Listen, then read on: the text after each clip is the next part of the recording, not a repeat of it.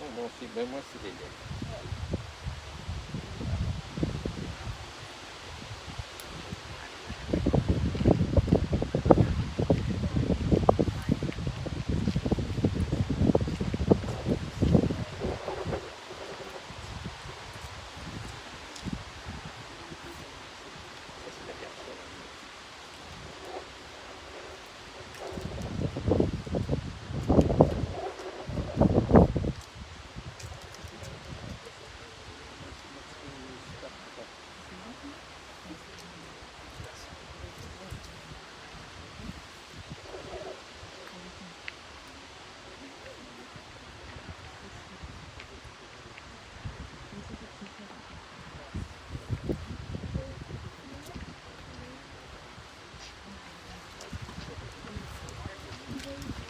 I don't know where to go. Yeah, I think it's probably a good spot. The other kids that are going to come.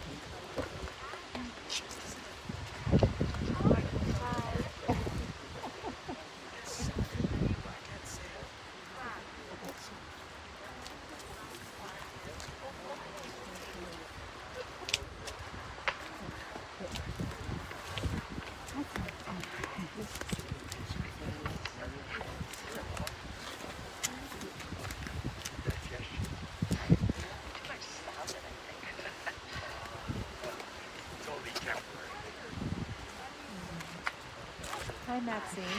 Maxine. Huh? Maxine, it's Risa. It's Risa. Nice to see you.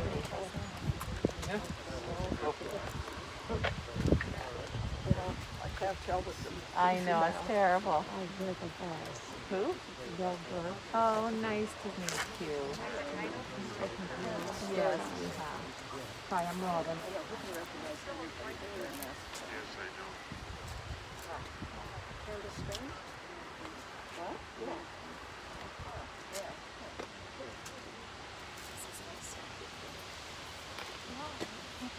All these people are just coming to say goodbye to Baba.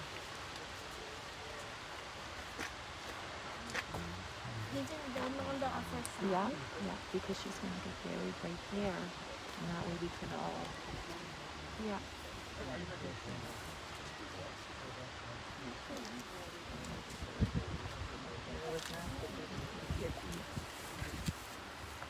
You want to stand with Auntie Cheryl? I'm going to stand here, please. Your daddy will be here.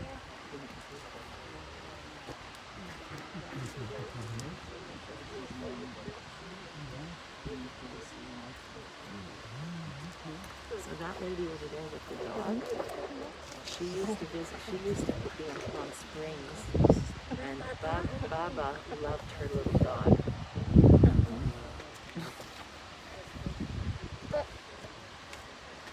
But did she used to live with her? No, they just lived in the same area.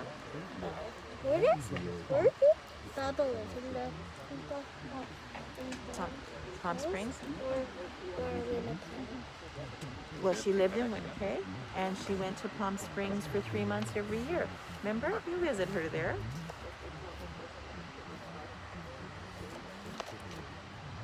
But not this year. No, because of COVID. And now she will not over. That's my dad. They're going to carry the coffin soon. C'est ton choix. If we stand right here, they're going to carry it. We'll see. Est-ce que Sophie peut mettre de l'eau avec toi?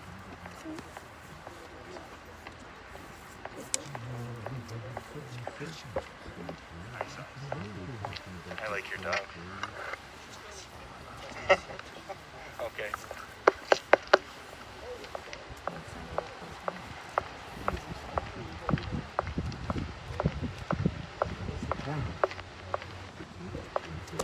You guys are standing right in front of the court. I don't know where it is.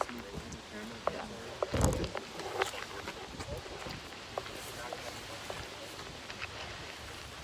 Okay. Ready? Are we in the front here? We're not in the front. Oh, he's the boss. I never. Yeah, I'll just. So sorry. That's okay. I've got other things that are swirling around here. I haven't followed in a while either.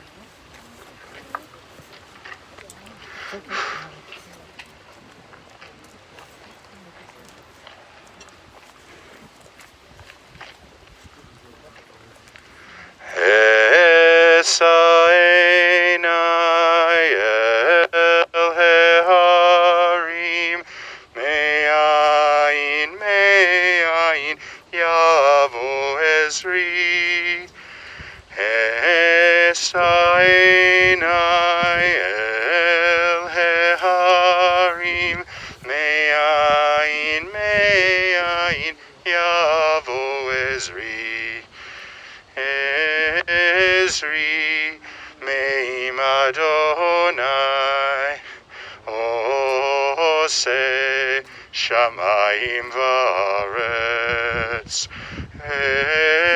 Ezri, Me'im Adonai, Ose, Shamayim v'aretz, Ayiten lamot raglecha, Hayanum shomrecha, Hine lo yanum velo ishan, shomer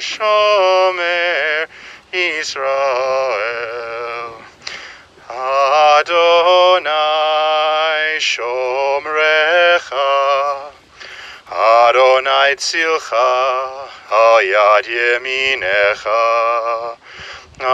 Adonai shomrecha, Adonai tzilcha, al yad yeminecha.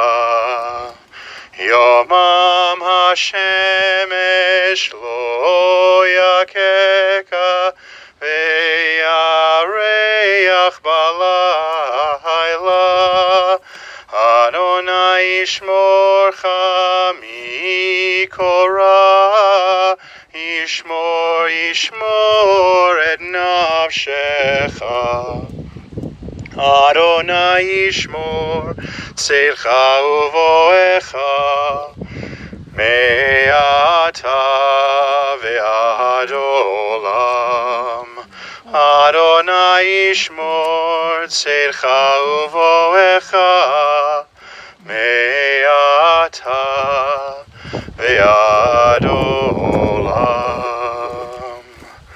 Al mekoma tavo v'shalom.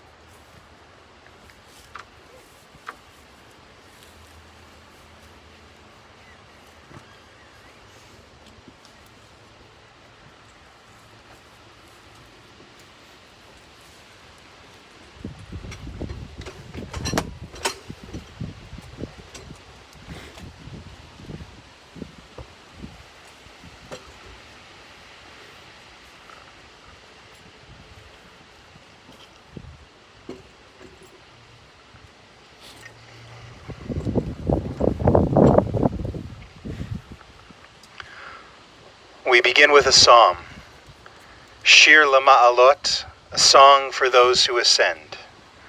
Esaenai el hehari me'ayin yavo ezri. I turn my eyes to the mountains. From where will my help come? My help comes from Adonai, from God, maker of heaven and earth. God will not let your foot give way. Your guardian will not slumber. You see, the guardian of Israel neither slumbers nor sleeps. God is your guardian, your protection at your right hand. By day the sun will not strike you, nor the moon by night. God will guard you from all harm. God will guard your life. God will guard your going and coming, now and forever. Al mikoma tavo v'shalom. May our beloved Phyllis go unto God in peace. Hatsur tamim Paulo kichod rachab mishpat el emunah ve'inav el tzadik v'yashar hu tzadik atah Adonai lamidu lahachayot asher bi'yadcha pigadon kol ruchot chalila lechazor chonenu limchot v'yuna einecha v'rachamim aleinu fekuchot ki lecha Adon harachamim v'haslichot Adonai natan v'Adonai lakach yehi shem Adonai mevorach V'hu rachum yechaper avon v'lo yashchit v'hirba lashiva po v'lo yirko chamato v'yashov ve'afar al haaretz shehaya ve'aruach tashuv el Elohim asher netana. The dust returns to the earth as it was, but the spirit returns to God who gave it. May Phyllis's soul be bound up in the bond of life eternal, and may God send comfort to those who mourn and grant strength to those whose burden is sorrow.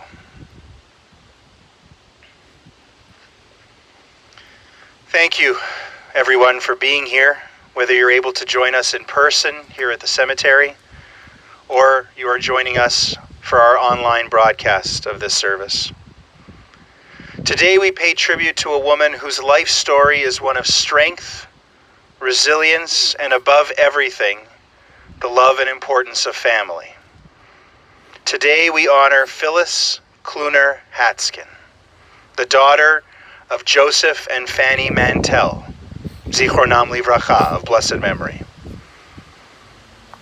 Today we honor a woman known by her Hebrew name as well, Fredel Bat Yosef Ufega. Today we show Phyllis the highest form of respect our tradition has to offer, which is to celebrate her life and to accompany her here to her final resting place. And at the same time, we join our hearts together with those of her family and loved ones to bring them comfort and strength during their time of grief and mourning.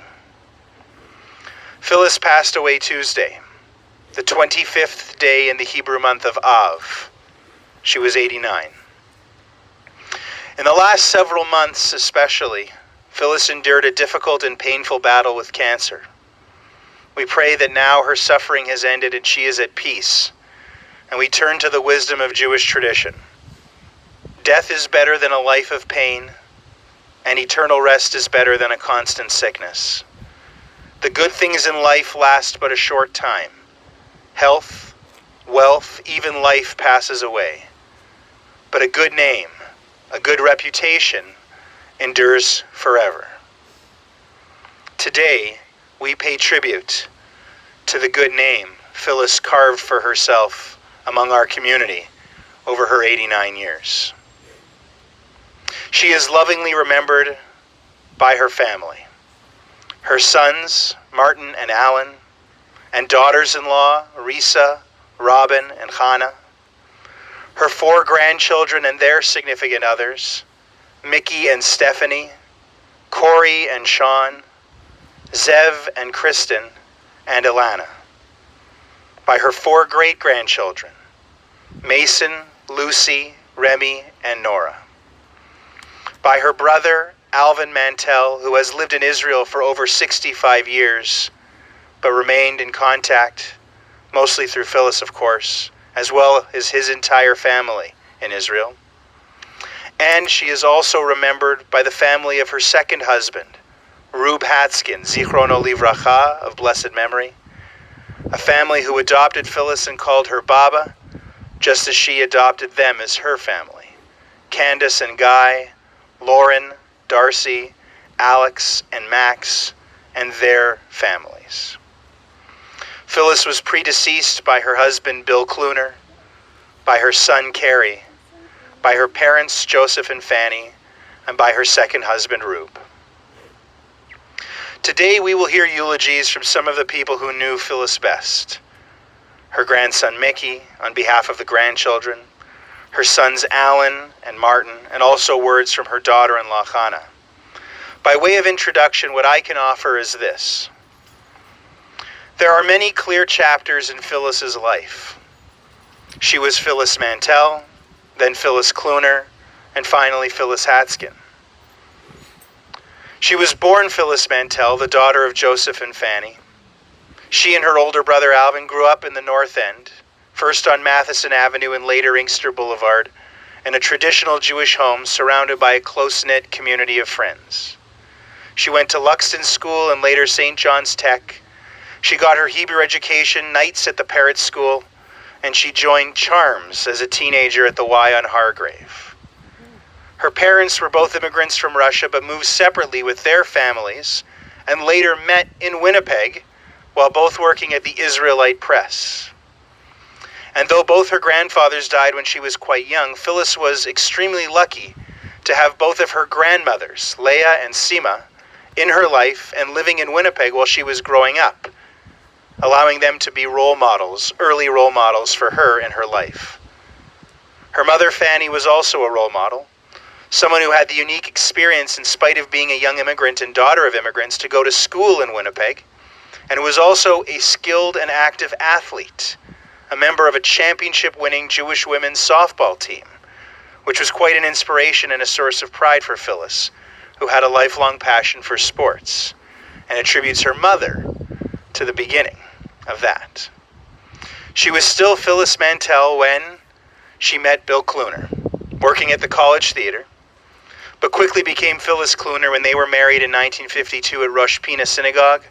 She was proud to say just the third wedding in the new building at Rosh Pina. She and Bill made their home on Byrne Avenue and raised 3 sons, Phyllis staying at home to take care of the family.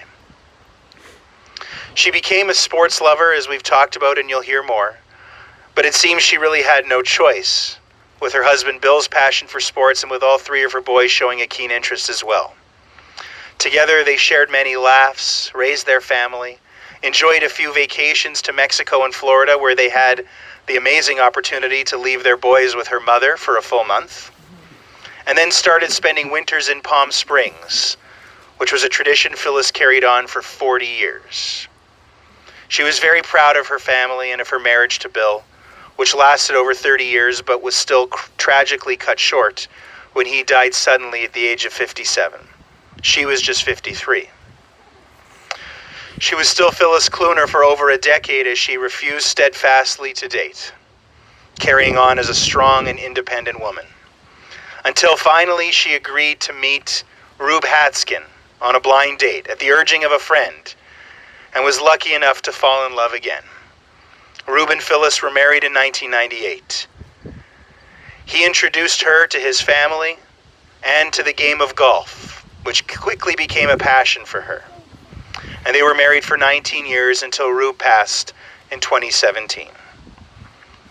Throughout these various chapters of her life, she certainly changed, but Phyllis also remained true to herself, a woman with strong opinions, with determination and resolve, who, in spite of probably a little reluctance for being out of her comfort zone, still tried new things when it came to technology to keep up with the changing times and to stay close to her family.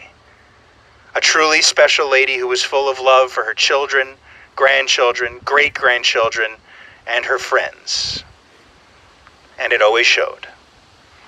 Just as her grandmothers and mothers served as inspirations and role models to her, Phyllis Kluner Hatskin will be remembered among those who knew her as a role model to the generations that have come after her, as we will now have the honor of hearing from them firsthand, beginning with her grandson, Mickey.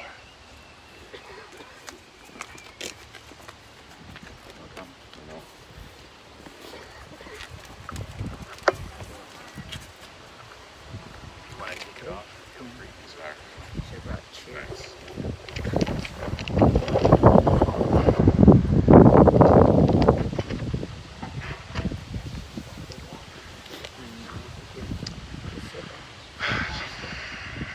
My Baba. I never imagined I'd be writing this so soon. My wonderful, independent, and healthy Baba's gone. My generous, caring, and healthy Baba is gone. And my loving, thoughtful, and healthy Baba is gone. And thinking of ways to describe her and her life, healthy and a regular life, is something I kept circling back to until this year. Life throws curveballs sometimes. The last 6 months was sadly no exception for my Baba. She lived such a wonderful life, nothing glamorous or larger than life, just a simple, happy life. Growing up, there were regular trips to Winnipeg to see Baba, visit with her, play with her, and check out her card drawer. I never understood why she needed so many decks of cards. I knew her as a woman who lived a single life, having lost my Zeta Bill at a young age. Later, she would love again, being with Rube, which was great for her finding companionship again. Sadly, with Rube going through medical struggles and passing, she was left alone again. The timing of her grandchildren coming into this world and helping to fill that void was great. Not every senior gets to meet great-grandchildren. She has several now and got to spend time with all of them. She was so proud. My Baba and my son Mason are very alike. Aside from being extremely stubborn in their ways, much like myself, they usually put up a fight against doing something they ordinarily wouldn't do, only to have the best time ever when they are actually forced to do it.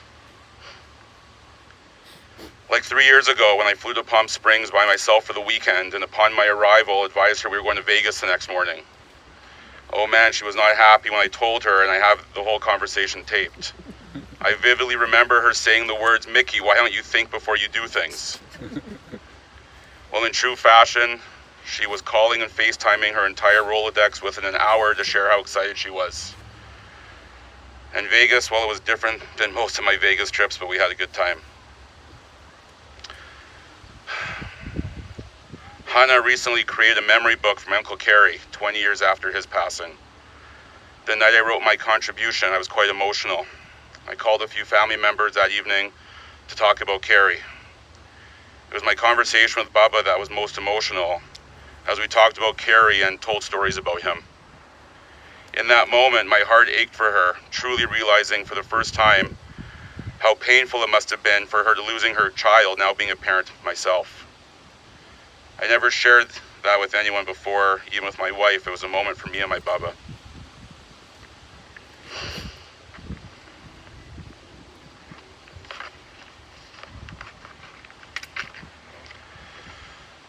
The last few years, I took annual trips to Palm Springs with one or both of my kids to visit her. Most recently, Baba, Mason, and I went mini golfing and go-karting in Palm Springs. She was a good sport. I really did my best the last decade to help her feel young and do things she otherwise wouldn't do. I look back wishing we did more. Life is precious. Over the last 5 years or so, I've made a conscious effort to try and talk to Baba every day. Being a Yankees fan, this was very challenging. Outside of my travels, we spoke almost every single day, whether it be via phone or FaceTime with me and the kids. I felt it helped fill a void with Rue being ill and later passing. Although many conversations were very similar, I know she always appreciated the communication. If a few days went by, my next call she would say, "I haven't heard from you forever."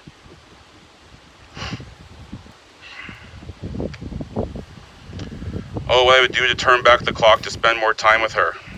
I'd be happy to go to a restaurant, to have her send her meal back to be fixed yet again, just to be able to spend more time with her while we were waiting for her new dish. I'd be happy to teach her the rules of crib again, just to be able to spend more time with her playing cards. I'd be happy to drive her stolen car from Regina to Winnipeg. unpack her trunk into suitcases at her house, and fly them to her in Palm Springs just to be able to spend more time with her. I know that in her next life, she is undoubtedly going to be the Toronto Blue Jays manager. Every conversation I had with her, she always knew better than the Blue Jays brass. So she certainly will put her mark on the team. They literally had to win by 16 runs for her to be happy with her team.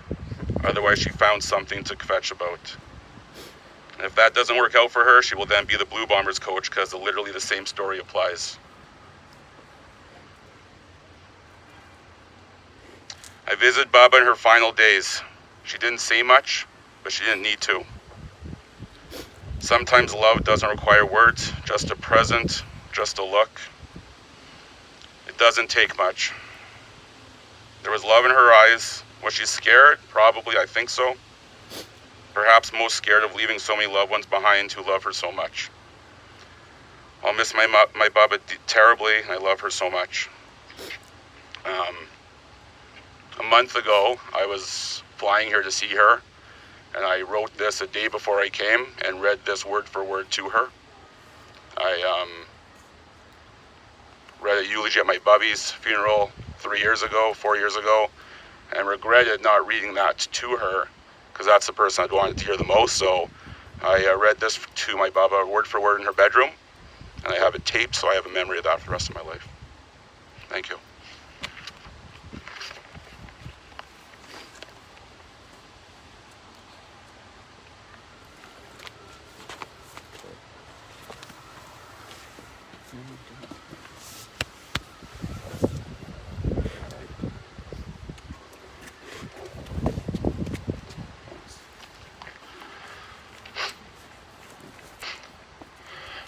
Thank you for everyone coming out today.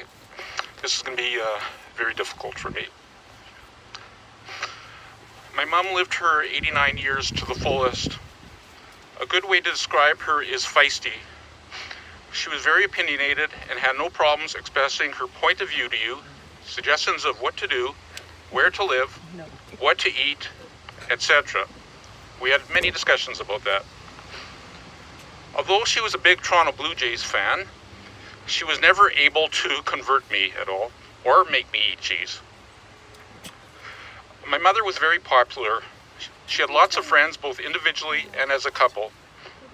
It was not uncommon for her to include us with her friends when they were over. We enjoyed many times with the Reutmans, Barskys, and Deshevskys, amongst others. My mother was very generous and had a warm heart. She would do anything for her family. She loved to brag about her children and her grandchildren. Growing up as a child, there was lots of love in the house, and lots of food too, as my mother was a great cook and baker. I remember special times with her and the family in my youth at Winnipeg Beach. Mom, I finally forgive you for selling the cottage. I remember a special family vacation where we spent 4 to 6 weeks in Israel in 1972. We were visiting my Uncle Alvin, Aunt Ruth, and cousins Moishi, Naomi, and Shimon. We also on that trip went to Israel, France, and London on the way back. My mom was a big bridge player and played for years with friends. I remember her telling me about a tournament she was in many years ago. Sitting at the table next to her was the great actor bridge player Omar Sharif. She said she didn't have a good tournament because she was nervous playing near him, as he was a top player and also very good looking. My mom loves sports, as I'm sure you're all aware by now. She had no choice living with 4 males in the household. She especially loved baseball, tennis, and golf.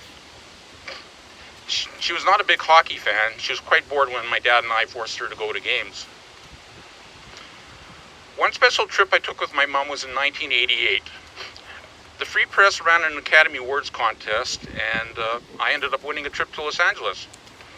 I took my mom and we went for about 10 days, 7 spent in LA and 3 in San Francisco. We stayed with close friends it was close family, I should say, in LA, my cousin Corinne, also known as Corky. One day I was getting bored and wanted one night to attend the famous Comedy Store in Los Angeles. No one wanted to go, so I ended up going myself. I had a car rental. And Mom didn't want me to go myself. She kept saying, "You're going to get lost, you don't know the city," etc. To my chagrin, she turned out to be partially right. I had no problem finding the Comedy Store, but couldn't find a parking spot nearby, so I parked quite far away. After the show, I went to find my car, and it was quite dark by then. I couldn't find the car. Actually, shades of my brother Carey, who couldn't find his car either after one of his first dates with Hannah. I walked down long blocks for over 40 minutes and was quite panicky about having to call my mom and my relatives to tell them. Thankfully, I finally found the car. Of course, I got back quite late, which was another issue. Despite differences of opinions at times about things, Mom and I were a lot alike. We both possessed good hearts, were caring, and loved sports. Now, losing my dad at a young age was very painful for my mom, as well as losing her son, Carey. It made me want to be there more for her to help her through those painful times. As difficult as I'm sure it was, my mother was strong-willed and was able to persevere and eventually found more happiness when she met and married Rube.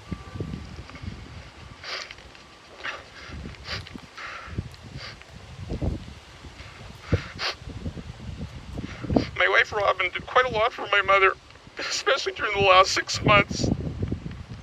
This included fixing her computer, buying her groceries, taking her to medical appointments, etc.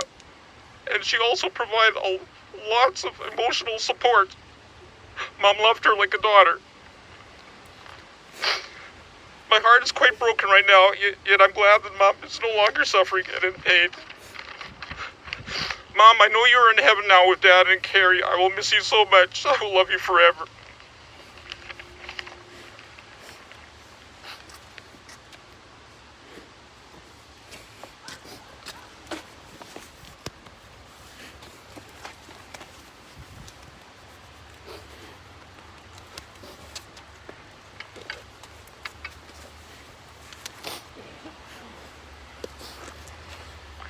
Thank you to Mickey.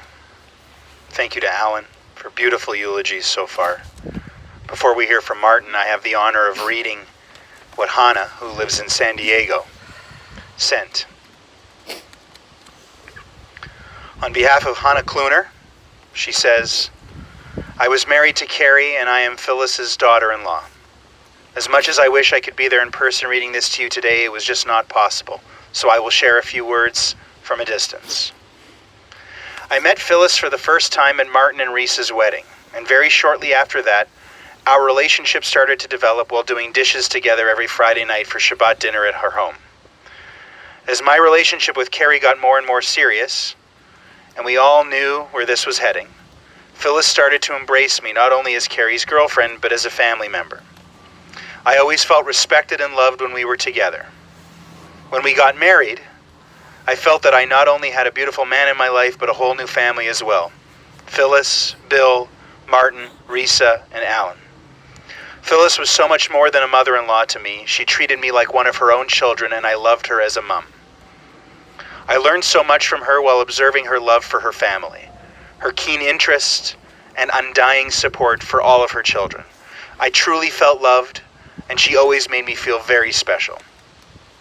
When our children, Zev and Ilana, were born, Phyllis demonstrated so many characteristics that made her a wonderful Baba, who really knew how to play, laugh, and be there for us no matter what, and in ways that really mattered. She enriched and expanded our lives, and for that we are so grateful.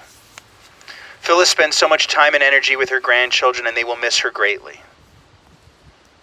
Remy, Zev, and Kristen's 2.5-year-old daughter fortunately got to meet her in person, as well as develop a FaceTime relationship during the pandemic. I promise to keep Phyllis's memory alive so Remy, too, can benefit from knowing who she was. She was a warm, caring, honest woman who was always interested in people and showed her love in so many ways. When Carey passed away in 2001, our relationship continued strong, and in some ways, Phyllis and I became even closer. Even though we lived far from each other, we continued to talk very often. We always knew what was going on in each other's life, and I always felt I could share so much with her. We both filled a need for each other that was so important and just known between us. When she met my fiancé, Jeff, Phyllis welcomed him into her heart in the most beautiful way. Jeff grew to love her and see all her beautiful qualities. Phyllis had many difficult things to face in her life, but she always kept putting one foot in front of the other and moving forward, finding meaning, and continued to live a full and satisfying life. She showed strength, courage, and dignity right up until the end. Thank you, Mom, for all that you gave to me and to my family, and for all the ways we are better for having had you in our life. You will live in our hearts forever. I love you, Hannah. Thank you, Hannah, for sharing that with us, giving me the honor of being able to read your words today. And I'll call it Martin.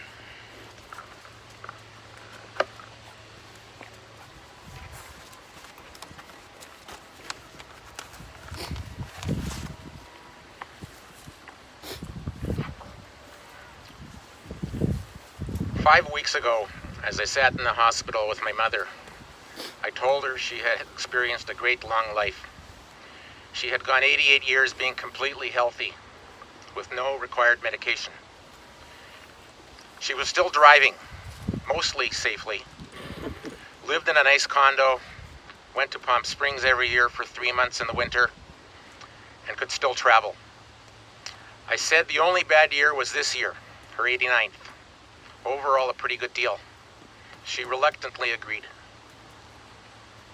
She recently had a tough time, and I saw it firsthand living with her for 6 of the last 7 weeks. But I'm already trying to forget the last couple of months and remember all the great years I had with her. Mom was a very loving, considerate, and generous person.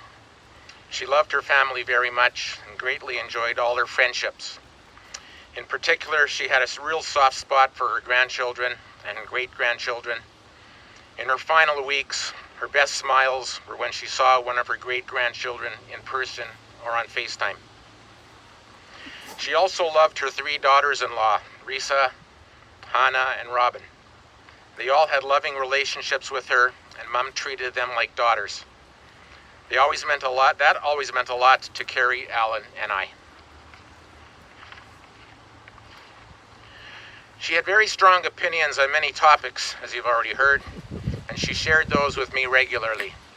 We had many discussions on numerous topics, including U.S. politics, why the Toronto Blue Jays were not winning, who she liked and didn't like in professional tennis, just to mention a few. It wasn't so much a discussion, but more of me hearing her opinion. I got used to this, and in recent years knew not to try and convince her differently on any topic. I always lost those discussions. Mom experienced a number of personal losses over the years that were quite difficult. She lost her loving husband, our dad Bill, a long time ago, in 1985 after 33 great years of marriage. She lost her son, our brother Carey, in 2001 at the age of 45, far too soon in his wonderful life. She then was fortunate to find love again after being on her own for many years. Married Rube in 1998. He passed away 4 years ago after 19 years of marriage. She lost a number of very close personal friends a long time ago as well. Shirley Barsky and Anna Moscovich were 2 of her closest. I remember a number of years ago talking about this to Mom, with her telling me she has lost many of her friends. I told her she needed to make new friends. And despite her objections that this was very hard to do as you get older, she was resilient and did develop new and close friendships. Lil Burke and Shirley Wasserman were 2 of her closest in recent years who spoke with her daily. She loved all these friendships. It amazes me how strong of a woman she was, how she endured all this, and yet continued to enjoy life. Mom loved playing bridge multiple times each week, along with friendships she developed. Palm Springs annually for 3 months every winter was a ritual she enjoyed. There were many visits over the years to see her in this desert resort by her children and grandchildren that we all loved very much. She came to Calgary to visit us pretty well every year. We celebrated many simchas with her there, and all her friends got to know her very well. During the past number of years, she became a regular at the Beth Tzedek in Calgary, synagogue in Calgary during Rosh Hashanah, and she greatly enjoyed the variety of seeing different synagogue services during the year. Baba was the type of Baba that would get down on the ground and play with her grandchildren. She most recently did this last year with Remy in San Diego. Not many Babas at age 88 can do this without needing to be carried out afterwards. This made her very special.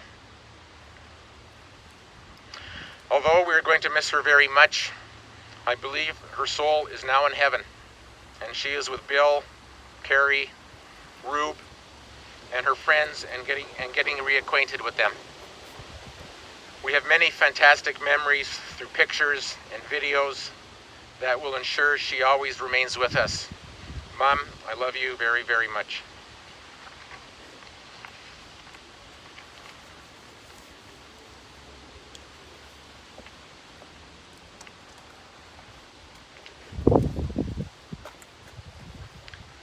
Thank you, Martin. And again, thank you to Alan and to Mickey. What beautiful, and Hannah, what beautiful heartfelt eulogies and words of tribute from this family to Phyllis. It's now my honor to chant the El Malei Rachamim prayer, the traditional Jewish memorial prayer. El Malei Rachamim, Shochein Bamromim, Hamsei Menucha Nechona, Tachat Kanfei Hashchina, B'malot Kedoshim Uteorim, Kizoar Arakia Mazhirim, Et Nishmat Fredo Bar Yosef Ufega Shelcha Leolama Began Dente Menuchata Anabal Harachamim Hasti Rea Beseter Kenafecha Leolamim Utzror Bitzror Achaim Et Nishmata Adonai Hu Nachalata V'tanuach B'shalom Al Mishkava V'nomar Amen.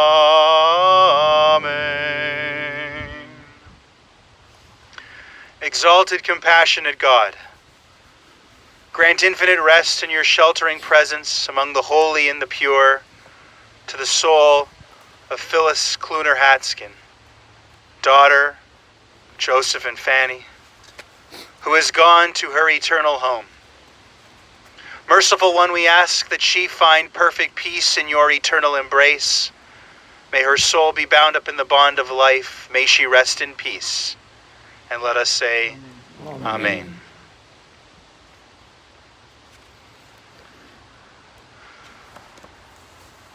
Again, I want to thank everyone who has participated in our service.